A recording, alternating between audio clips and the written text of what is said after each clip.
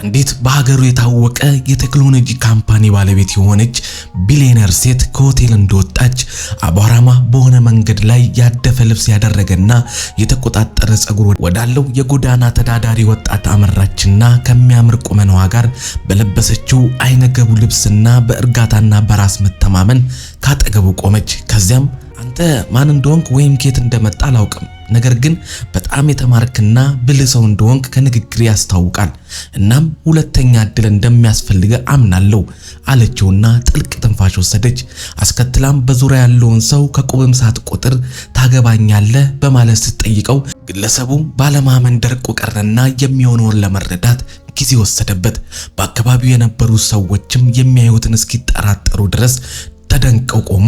በመጨረሻም የሆነው ነገር ከሀገሬው አልፎ ዓለምን ያስደነቀ ታሪክ ሆኖ አልፏል።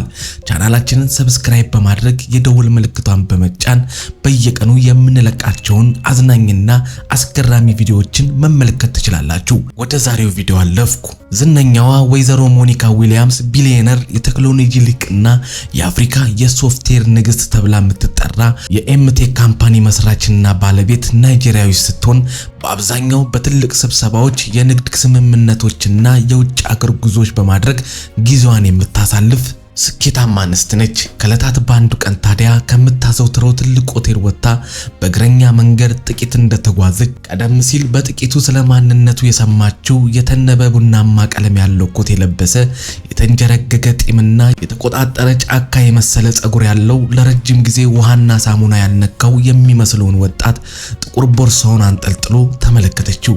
ሰዎች ሊቀርቡት የማይደፍሩትን ይህንን ሰው እንዳየችው ከፊቱ ቆመችና ፈገግ እያለች ሞኒካ እባላለሁ አለችው። በለሰለሰ ድምጽም ፊቱን አኮሳትሮ ጃኮብ አላት። እዚህ ቦታ የተወሰነ ጊዜ አይቻለሁ። በደንብ የተማርክ እንደሆንክ ንግግር ያስታውቃል። ማን እንደሆንክና ኬት እንደመጣ አላውቅም፣ ነገር ግን ሁለተኛ እድል እንደሚያስፈልግ አምናለሁ ብላው ጥልቅ ትንፋሽ ወሰደች። ሀብታሟን ሴት የተመለከቱ መንገደኞች ሁኔታውን ማየት ሲጀምሩ ሞኒካ ግን እነርሱን ከምንም ሳትቆጥር ፈርጠም ብላ ታገባኛለህ በማለት ጠየቀችው። ጃኮብ በከፍተኛ መገረምና ነገሩን ባለማመን ጭንቅላቱን በትንሹ ነቀነቀና የሰማውን ለማስተንተን ጊዜ ወስዶ ከቆየ በኋላ ፈገግ ብሎ በሹክሹክታ አዎ ሲል ሞኒካ ወደ ሆቴሉ ተመለሰችና ውድ የአልማዝ ቀለበት ይዛ በመምጣት እጁ ላይ ስታጠልቅለት በቦታው ላይ ሆነው አፍጥጠው ሲመለከቱ የነበሩ ሰዎች በአግራሞት አፋቸውን ይዘው ቀሩ። አንዳንዶቹ እያለቀሱ፣ ሌሎቹ እየሳቁ። አንዲት ሴት ባለማመን እጇን በጭንቅላቷ ላይ ያደረገች። ሞኒካ ግን ምንም ፍርሃትም መደናገርም ሳይሰማት ፈገግ አለችና አሁን መኪና ውስጥ ግባ አለችው። ጭቃማ ሱሪውን መላ ሰውነቱን እያየ አመነታና አይ እኔ እዚህ ቆያለሁ ሲል አተመተመ። ግድ የለህም ግባ ይስተካከላል ብላ በሩን ከፈተችለትና እንዲገባ አደረገችው። ቀጥሎም ወደ ቪክቶሪያ ደሴት እያሽከረከረች ተጓዘች። በከተማዋ ሌጎስ ስር ከሚገኘው የሚያምርና ምቹ አካባቢ ደረሰች። ጃኮብ በድንገትና ፈጽሞ በማይገመት ሁኔታ የተፈጠረው ክስተት ሞኒካና ከፊት ለፊቱ ያለውን መንገድ ሁሉ እንደ ህልም ያያል። የተሰማውን እጁን በጭኑ ላይ አቆራኝቶ ተቀምጦ አይኖቹ እየተንከራተቱ የማይታይ መንፈስ የመሰለውን ነገር አሰበ። አሁን በናይጄሪያ በጣም የምትደንቅ ሴት ጋር ታጭቷል። ሞኒካ እንዴት በእጇ እንዳስገባችው እንኳን አያውቅም ነበር። ወደ ደሴቷ እንደገቡ በቅንጡ የውበት ሳሎን ውጪ መኪናዋን አቆመችና ወደ ኪንግስተን ጸጉር አስተካካዮች ይዛው ስትገባ በቤቱ ውበት ተደነቀ። ነጭ ሸሚዝ የለበሰ ሰው በሩን በቀስታ ሲከፍተውም ሞኒካ ከኔ ጋር ነው፣ አስፈላጊውን ሁሉ አድርጉለት አለችውና ወደ ጃኮብ ዘውረችና ፈገግ ብላ ጥሩ ባለሙያዎች ናቸው፣ ከነሱ ጋር ቆይ፣ እኔ እዚህ ጠብቃለሁ አለችው። ጸጉር አስተካካዮቹ ጃኮብን በሚገባ ካስዋቡት በኋላ በመጨረሻ መስታወት ሲሰጡት ራሱን ጭምር ተጠራጠረ። ፊቱን ቀስ ብሎ እየነካካ ሳለ አንዱ ሰራተኛ አዲስ ልብስ፣ ነጭ ሸሚዝ፣ ጥቁር ሱሪ፣ የሚያበረቀርቅ ምርጥ ጫማ አምጥቶ እንዲለብስ ጋበዘው። ጃኮብ አመነታና ወደ መልበሻ ክፍል ገብቶ ልብሱን ቀይሮ ወጣ። ወደ አጠገቧ ሲመጣ ሞኒካ ቆመችና በረጅሙ ተነፈሰች። ይህ ከሰዓታት በፊት የጎዳና ሰው የነበረው ግለሰብ ነው ብላ ለማመን ተቸገረች። ሙሉ በሙሉ ያላሰበችው ሰው ሆነባት። በእርግጥ ጃኮቭ አማላይ ወጣት ነው። ሞኒካ ፈገግ አለችና ቅድም ያየው ሰው ነው ብላ ለራሷ ጠየቀች። ጃኮቭ ለተወሰነ ጊዜ ጉሮሮ ተጨናነቀ። አሁን ወደ ህይወት እንደተመለስኩ ይሰማኛል ብሎ ፈገግ አለ። ከውበት ሳሎኑ ወጥተው በቀጥታ ወደ ሞኒካ መኖሪያ ቤት አቀኑና እጅግ ቅንጡና ግርማ ሞገስ ያለው ቤት የተመለከተው ጃኮብ አይኑን አስፍቶ ይሄ ቤትሽ ነው ብሎ ሲጠይቃት ሞኒካ ፈገግ አለችና አሁን ቤታችን ነው አለችው። ወደ ውስጥ ሲገቡም በሚያየው ውበት እጅጉን ተደነቀ። ወደ ሳሎኑ መግቢያ ጋር ሲደርስ ትንሽ ልጅ ከእንቅልፏ እንደተነሳች አይኖቿን እያሻሸች እናቴ ብላ ስትጠራት ሞኒካ እጆቿን ከፈተች። ሰላም ሶፊያ ብላ ሳመቻትና አቀፈቻት። እንደያዘቻት ሕፃኗ ወደ ጃኮቭ እየተመለከተች እሱ ማን ነው ስትል ጠየቀቻት። ጓደኛዬ ነው ስሙ ጃኮቭ ይባላል ስትላት ወደሱ እያቀናች ጥሩ ሰው ነህ በማለት ጠየቀችው። ጃኮቭ ፈገግ እያለ እኔ አዎ ለመሆን እየሞከርኩ ነው አላት። ጃኮቭ በዚያ ምሽት ከረጅም ወቅት በኋላ ለመጀመሪያ ጊዜ የሳቀ ሲሆን ሞኒካ ባለ 5 ኮከብ ሆቴል የመሰለ የእንግዳ ማረፊያ ክፍል አሳየችውና ትኩስ ሩዝ ከተጠበሰ ዶሮ ጋር አምጥታ ስታቀርብለት እንደዚህ አይነት ምግብ ከበላ ዓመታት ስላለፈው እያንዳንዱን ጉርሻ ቀስ ብሎ እያጣጣመ ተመገበና ሲጨርስ በረንዳ ላይ ተቀምጦ የከተማዋን መብራቶች ማየት ጀመረ። ትንሽ ቆይታ ሞኒካ 2 ብርጭቆ ወይን ይዛ አጠገቡ ተቀመጠችና እስኪ ንገረኝ ማን የኋላ ታሪክ ምን ይመስላል በማለት ጠየቀችው። ጃኮቭ ለረጅም ጊዜ እጆቹን እያፍተለተለ ቆየና ያው ስሜ ጃኮቭ ነው። በአንድ ወቅት ከምርጥ የሀገሪቱ ዳታ ሳይንቲስቶች ውስጥ አንዱ ነበርኩ። እዚሁ ሎጎስ ውስጥ ከዓለም አቀፍ ኩባንያዎች ጋር ሰርቻለሁ። ሴሚናሮችን መርቻለሁ፣ ባለሙያዎችን አሰልጥኛለሁ። ለባንኮችና ለመንግስት አካላት ዳታ ሞዴሎችን እገነባም ነበር። በዚህም ከተለያዩ አካላት አክብሮት ነበረኝ አለና ዝም አለ። ትንሽ ቆየና አይኖቹን ጎዘዝ አድርጎ ባለትዳር ነበርኩ። አማንዳና ናምድ የሚባሉ 2 ልጆች ወልደናል። ወላጆቼ ከኛ ጋር ይኖሩ ስለነበር በቃ ህይወት ፍጹም ነበር ለኛ። ከዓመታት በፊት ታህሳስ ወር ላይ ከቤተሰቦቻችን ጋር የእረፍት ጊዜ ለማሳለፍ ወደ ዱባይ ለመሄድ እቅድ ያዝንና እኔ ግን ስራ ስለነበረኝ አንድ ቀን ዘገየው። እነሱ ቀድሞኝ ቢጓዙም አይሮፕላኑ ተከሰከሰና ሁሉንም በሞት አጣው ብሎ አይኖቹ አነቡ። የሞኒካ አይኖችም በድንጋጤ ተከፈቱ። በአንድ ቀን ሁሉንም ነገር አጣው። ከዚያ በኋላ ገንዘብ አልፈልግም፣ ጓደኞች አልፈልግም፣ መተንፈስ አልፈልግም፣ ከህይወቴ ወጣው። ከዚያን ጊዜ ጀምሮ እዚህ ድልድይ ስል ነበርኩ በማለት ሐዘን ሸብቦት በሹክሹክታ ነገራት። የሞኒካ ጉንጮችም በእንባ ራሱ። ድምጿን ቀስቀስ አድርጋ ይህንን ህመም እኔም አውቀዋለሁ። አዎ እኔም ወላጆቼን ባደጋ ጥቼ ነበር። ከዚያም ባለቤቴ ሶፊያን ከወለድን በኋላ ጠፋ። ጸለይኩ፣ አለቀስኩ፣ ጠበቅኩ፣ ግን ምንም አልተለወጠም። ከዚያም ለሶፊያና ለኔ መኖር ነበረብኝ። ወደ ህይወት ተመለስኩ አለችውና እርስ በእርስ በራሳቸው ተጽናኑ። ጃኮቭ ሌሊቱን በለስላሳ ፍራሽ ላይ ጋደም ብሎ ጣሪያውን እየተመለከተ ትዝታዎቹን አሰበና በዚያው ምሽት ከዓመታት በኋላ እንደገና ለመኖር እየተነሳሳ አዲስ ህልሙን እያለመ ተኛ። በማግስቱ ጠዋት ጃኮቭ አልጋው ላይ እንዳለ በሩ ተንኳኳ። ማን ነው ይግቡ ሲል በሩ ተከፈተና ሶፊያ ደህና አደርክ አጎቴ ጃኮቭ፣ እናቴ ቁርስ ተዘጋጅቷል እያለች ነው አለችው ፈገግ እያለች። እሱም ሳቅ ብሎ እሺ መጣው አላትና ተነስቶ በደረጃው ወደ ታች ወረደ። ሞኒካ በመመገቢያ ጠረጴዛው ላይ ለስላሳ የባህል ልብስ ለብሳ ላፕቶፑን እየነካካች በፈገግታ ተቀበለችውና ቁርስ እንዲበላ ስትጋብዘው ጠረጴዛውን ሲቃኘው በእንቁላል ዳቦ ፍርፍሮችና ትኩስ የብርቱካን ጭማቂ ተሞልቷል።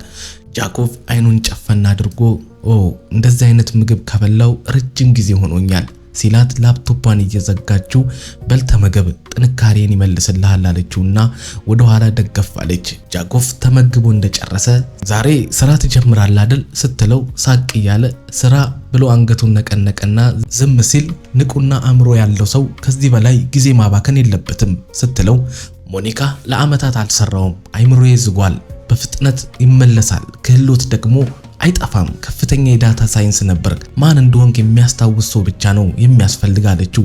ፍርሃት እየተሰማው እንደገና አልተናገረም።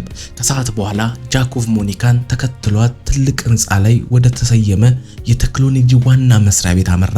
በአፍሪካ ውስጥ ካሉት እጅግ የላቁ የቴክኖሎጂ ኩባንያዎች አንዱ ነበር።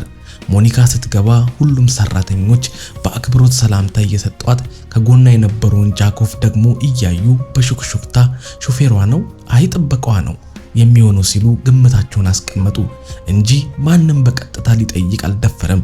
ሞኒካ ወደ ስራ አስፈጻሚው ክፍል ይዛው ገባችና 3 ሰፋፊ ነጭ ሰሌዳዎች የተተከሉባቸው የግል ቢሮዎቿን እያሳየችው ያለ እንኳን ደህና መጣ ሚስተር ጃኮብ የዳታ መረጃ ክፍል ኃላፊ የሚል ጽሑፍ ፊት ለፊት አነበበና ደንግጦ ይሄ ለኔ ነው ሲል ጠየቃት። ራሷን እየነቀነቀች አዎ የቀድሞ ዕውቀትህን ማበርከት ትችላለህ፣ ከዛሬ ጀምሮ ከኔ ጋር በመቀጠል ትሰራለህ ስትለው ቀስ ብሎ ክፍሉን ባድናቆት እየቃኘ ወደ ውስጥ ገባ። ትንሽ ቆይቶ በድጋሚ ግን እርግጠኛ ነሽ ሞኒካ ሲል ባለማመን ጠየቃት። አዎ እርግጠኛ ነኝ አለችው። ራሱን እንደገና ማየት የጀመረው ጃኮቭ የተሻሻሉ ሶፍትዌር መሳሪያዎችና አዳዲስ ስልተ ቀመሮችን በደንብ አጠናቸው። አስከትሎም በሙሉ ዕውቀትና ኃይል ስራውን ጀምሮ የኩባንያው መለኪያዎችን እየመረመረ ማንም ያልተገበረውን አዲስ ሲስተም እየዘረጋ ብዛት ያላቸው ለውጦችን ማስመዝገብ ጀመረ። አንድ ቀን ከሰዓት ሞኒካ ቢሮዋ ውስጥ በጸጥታ ተቀምጣ ጃኮቭ ሲገባ በኩራት እየተመለከተችው እንዲቀመጥ ጋበዘችውና 250 ሚሊዮን ኢራ ዓመታዊ ኪሳራዎችን አድነናል፣ ቦርዱ ባንተ ስራ በእጅጉ ተደንቋል ስትለው በድንገት እያያት ስራዬን ብቻ ነው የሰራሁት የተለየ ነገር ያለ አይመስለኝም አላት።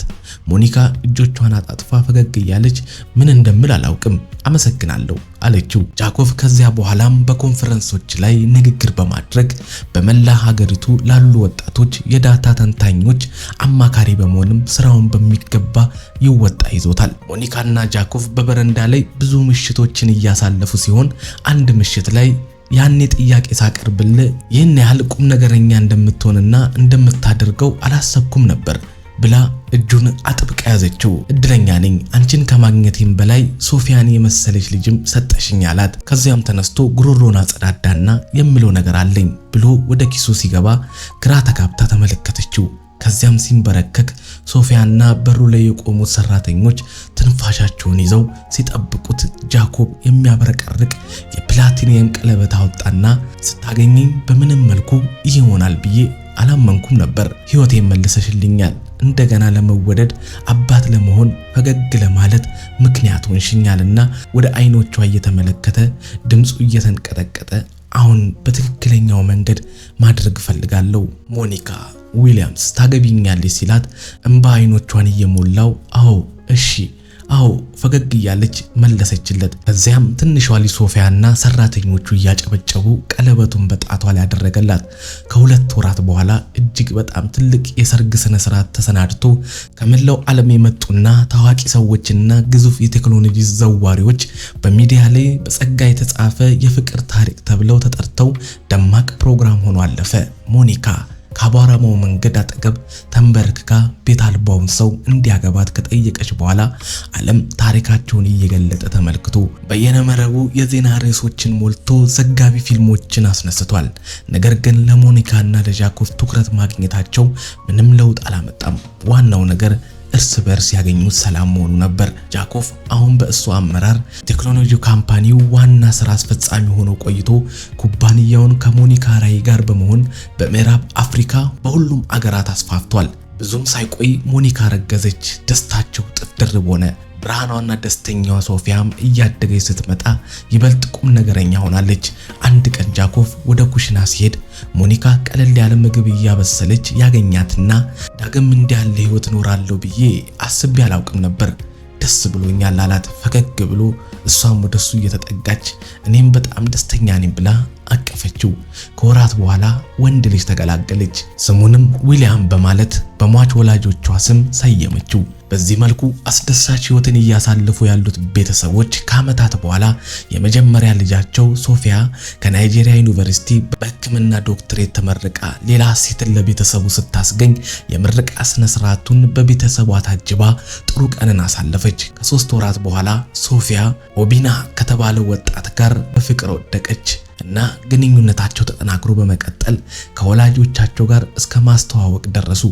ሞኒካና ጃኮብ ሶፊያ ለዚህ በመድረሷ ተገርመው ስለ ወጣቱ ሲያጣሩ እርሱ የተከበረ የዳኛ ልጅና በባዮሜዲካል ኢንጂነሪንግ የተመረቀ ጠንካራ ሰራተኛ መሆኑን አወቁ። ሶፊያ 20ዎቹ አጋማሽ ላይ ስትደርስ ከኦቢና ጋር ቀለበት አስራ ለሰርጉ ሽርጉድ ተጀመረ። በሌጎስ በሚገኘው ታዋቂው የኢኮ ሆቴል ውስጥ ድል ያለ ሰርግ ተካሂዶ ቢሊዮነሮቹና ዲፕሎማቶችን ጨምሮ ብዙ ሰዎች የታደሙ ሲሆን ጃኮቭ በእጅጉ ሲደሰት ሞኒካ በዚህ የልጁ ዓለም ቀን የደስታን እንባ ፈሰሰች። በእጅጉ አስደማሚ በነበረው ሰርግ መሃል ሞኒካና ጃኮቭ በኩራት ከሙሽሮቹ ጎን ሲቆሙ አዳራሹ በታዳሚው ታላቅ ጭብጨባ ተናወጠና አስከትሎም ሞኒካ መጠነኛ ንግግር አድርጋ እንደጨረሰች ሁሉም ሰው ዝም ያሰኘው የጃኮቭ ንግግር ተራ ሆነ። ከዓመታት በፊት ሚስቴን፣ ልጆቼን፣ ወላጆችን ራቴን አጥቼ ጎዳና ላይ በድልድይ ስል ነበር የምኖረው። ከዚያ በኋላ የምኖርበት ምክንያት እንደሌለኝ አምኜ ተቀምጫለሁ። ሁሉንም የህይወቴን ዓላማ ተውኩት። ነገር ግን ከዚያ በኋላ አንድ መልአክ አገኘው አለና ወደ ሞኒካ ዞሮ እሷ ህይወቴን መለወጥ ብቻ ሳይሆን አዲስ ፍቅርን፣ ቤተሰብን ሰጠችኛልና እንባ በጉንጮቹ ሲፈስ ጥቂት ዝም ብሎ ቆይቶ ቀጠለ። ዛሬም እዚህ ቆሜ ልጃችን በክብር የተሞላ ጉዞዋን እንድትጀምር እየዳርናት ነው። አሁን ህይወት ሙሉ ሆኗል ሲል ሁሉም እንግዶች ቆሞ አጨበጨቡ። ይህ ድንቅ ቤተሰብ በመደበኛነት በጋራ ለእራት እየተገናኙ ጥሩ ጊዜን ሲያሳልፉ ቆይተው ከአንድ ዓመት በኋላ ደግሞ ሶፊያ የመጀመሪያ ወንድ ልጇን ወልዳ በታላቅ ደስታ በወላጆቿ ቤት ተሰብስበው ልጁን አም ብለው የሰየሙ ሲሆን ትርጉሙም የፈጣሪ ጸጋ ማለት ነው።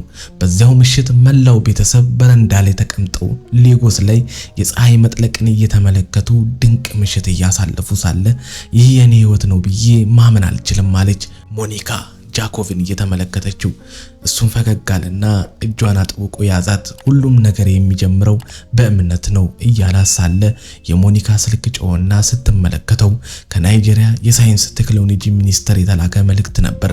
መልእክቱም የቴክኖሎጂው 20ኛ ዓመት ክብረ በዓል ዝግጅት ላይ የህይወት ዘመን ተጽዕኖ ፈጣሪ ሽልማትን ለመቀበል የኤም ቴክኖሎጂ ካምፓኒ የተመረጠ መሆኑን ያበስራል። ይህንኑ ሞኒካ ጮክ ብላ ስላነበበችው ሁሉም እየተደሰቱ ይገባሻል አሏት። 20ኛ ዓመት ክብረ በዓል በሌጎስ በሚገኘው ታዋቂ ማዕከል በደማቅ ዝግጅት ሲከበር ካምፓኒውን ወክሎ ሽልማቱን ለመቀበልና ለንግግር የታጨው ጃኮቭ ከነሙሉ ግርማ ሞገሱ መድረኩ ላይ ወጣና ራሱን አስተዋውቆ ነገሩን ጀመረ። ከዓመታት በፊት ቤተሰብ፣ ተስፋም ምንም አልነበረኝም።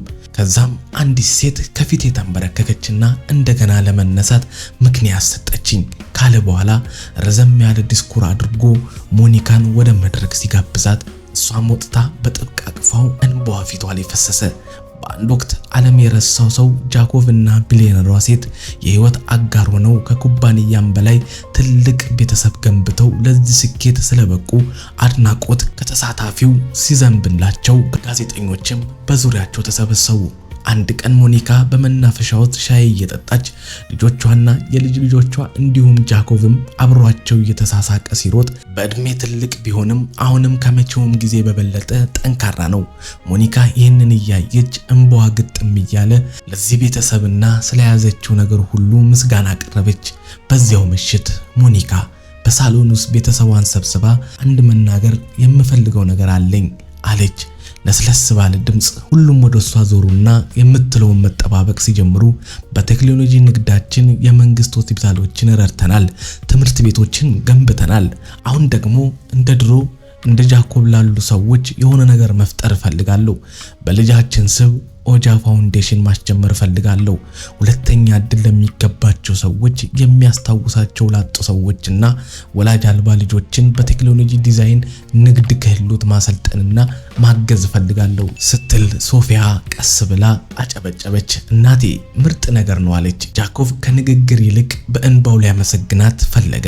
ወደ ዊሊያም ዞራ አንድ ቀን ስታድግ የዚህ ታሪክ አካል ትሆናለህ ብለው ፈገግ አለች። ከወራት በኋላ ኦጂ ፋውንዴሽን ስራውን ሲጀምር የመኝታ ክፍሎች ጭምር ያሉት ሰፊ ተቋም ሲሆን የኮምፒውተር ላቦራቶሪዎች፣ የምክር ማዕከላት አሉት። እድል ያላገኙ ወጣቶች ፈጠራዎቻቸውን ለዓለም አቀፍ ባለሀብቶች የሚያቀርቡበት ተቋም ይሆናል። በምርቃቱ ቀን የሪቫን መቆረስ ስነ ስርዓት ከተካሄደ በኋላ ሞኒካ በህዝቡ ፊት ቆማ ንግግር ያደረገች ሲሆን ከዚያም ውስጥ ይህ ስራቸው ምጽዋት ሳይሆን ፍትህ እንደሆነ ገለጸች። አስከትሎ ወደ መድረክ የወጣው ጃኮቭ አሳዛኝ፣ አስደናቂና መጨረሻቸው ያማረ ታሪኩን በቦታው ለነበረ ሰው አካፍሏል። በአዲሱ ህንፃ በረንዳ ላይ ቆሞ ሳለ ጃኮቭ በስስት እያያት በአንቺ ኮራለሁ ሲላት ሞኒካ አይደለም በእኛ ኮራለሁ በላለችው እና ተሳሳቁ። ዓመታትን ሲዘልቅ ፋውንዴሽኑ ከናይጄሪያ ተሻግሮ ሌሎች አፍሪካ ሀገራትንም ቅርንጫፍ በመክፈት ሞኒካና ጃኮቭ በዓለም አቀፍ ኮንፈረንሶች ላይ በመጋበዝ ንግግር ሲያደርጉ ታሪካቸው በመጻሕፍት፣ በፊልሞች፣ በትምህርት ቤቶች ውስጥም ተሰራጭቶ ለወጣቶች በቴክኖሎጂ ዘርፍ ብቻ ሳይሆን የህይወትንም ማስተማር ይሁን። ሶፊያ ከፍተኛ የህክምና ዶክተር ሆና ከባለቤቷ ኦቢና ጋር የህክምና ቴክኖሎጂ ካምፓኒ ሲከፍቱ ልጃቸው በአያቶቹ ታሪክ ተመስጦ የህፃናትን መጽሐፍ እየጻፈ ማሳተም ጀመረ። ዊሊያምስ ኤቨር ፋውንዴሽን በምክትልነት እየመራ በቴክኖሎጂ ታግዞ የገጠር ማህበረሰብ ልጆችን በጨዋታዎችና እንቆቅልሾች እንዲማሩ መማሪያ መተግበሪያ ሶፍትዌሮችን አበልጽጎ በነፃ አከፋፈለ። አንድ ጸጥ ያለ ጠዋት ጃኮቭ ሞኒካ በሚወዳት የአትክልት ስፍራ ወንበር ላይ ተቀምጠው ሽበት እየወረሰው የመጣውን ጸጉራቸውን እያወዛወዙ እጃቸውን ተያይዘው በእርጅናቸውም ወቅት ሲሆን እርስ በርስ በጥብቅ የተቆራኙ ሆነው ሲታዩ ከፋውንዴሽኑ የመጡ ልጆች በአቅራቢያቸው ሲጫወቱ እየተመለከቱ ነበር። በዚህ ጊዜ ትንሹ የልጅ ልጃቸው አንድ ወረቀት ይዞ እየሮጠ መጣና አያቴ ተመልከቱ ምን እንደሰራው እዩት አለና ወረቀቱን ሲሰጣቸው በላዩ ላይ ወጣት ሴት በአንድ ወንድ ፊት ተንበርክካ ቀለበት ልታጠልቅለት ስትሞክር የሚያሳይ ስዕል ነበር። ሞኒካና ጃኮቭ ለረጅም ሰዓት ሳቃቸውን መቆጣጠር አቃታቸው። ቆዩና የልጃቸውን ግንባር ሳሙት። እናንተስ ውድ ቤተሰቦቻችን በዚህ ያልተለመደ ታሪክ ምን ተሰማችሁ? አስተያየትና ሐሳባችሁን አካፍሉን። እኛ በዚሁ አበቃን። ቸር ቆዩልን።